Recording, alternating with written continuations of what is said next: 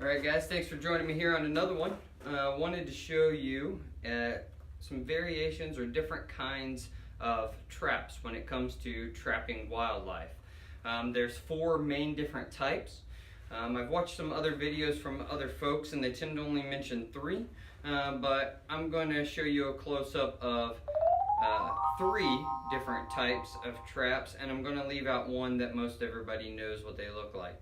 The three traps I'm talking about are the Conibear or body grip, the foothold trap, and the live box trap.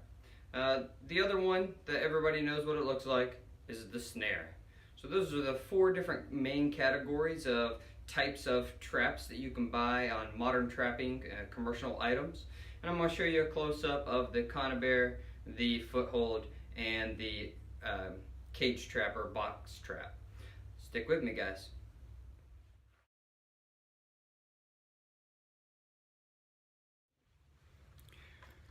Alright guys, thanks for joining me. What I wanted to show you was the different types of traps. And I'm not going to go into extreme detail and variations of different companies, but I did want to show you different kinds. So what we have here is the 110 Conibear or body grip. The spring goes off to the side, the trigger is here, and the dog is on the opposite one. So once you squeeze that spring and you got your trigger set right, you can set your dog. And now this trap is set. These are ideal for smaller type animal, mink, muskrat. You probably could get muskrat in them, and squirrels mainly what I use them for. So there is the 110. Now, one of the bigger brothers that I have to the 110 is the 220, and it is twice the size. So what we have here is pull the spring, double spring, and they both go out to the side. And you have the same trigger, same dog. So for this one, because of the poundage, it has safeties on both sides of the springs. And all of these traps will have a chain with something to loop it off with. I've used these for groundhogs, and raccoons are mainly what I've used them for. There's also a 330, which is ideal for beaver. I don't currently own any of them. Alright, the next trap I wanted to show you was the foothold, and I have three different kinds. So this is an older foothold with a double coil spring. See right there. This is the dog, and this is the pan. On this one, in the pan, if you can see, there's a little spike there, so for whatever purpose that is, maybe to stick some bait or something under it, but that wouldn't make too much sense because it's a foothold trap. You put the bait in front of the trap and they get their foot in it. The way you set these, it has the two levers on the side that you step on, and you pull these mouths open, and that's how the trap is set. Alright, but one of the differences that I have in some of these is that inside here, as you can see on this double coil foothold, this one has a rubber piece right there. So that way it just offers a little bit more comfort when it comes to holding the animal.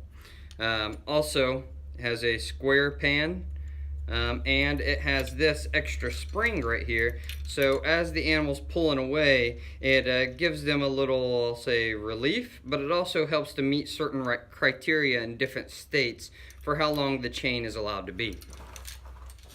Another one is one that I recently got from Alpha Outpost, and it is very similar to the first one, except the main difference is they use a cable with this swivel instead of a chain. Everything else is the same. Double coil, flip this down, you have the pan and the trigger or dog. So those are foothold traps. And they come in different sizes. As you can see here, this one is smaller. Alright, the next trap, which I don't seem to hear a lot of people talking about, but I think it's a pretty good trap, and that is the box or cage trap. way these things work is they have a door that is spring held open by a tension spring right here on the front, and then it goes to a teeter-totter section right here. You typically put the bait in the back, and you want to secure it because you don't want the animal to be able to reach in from the sides.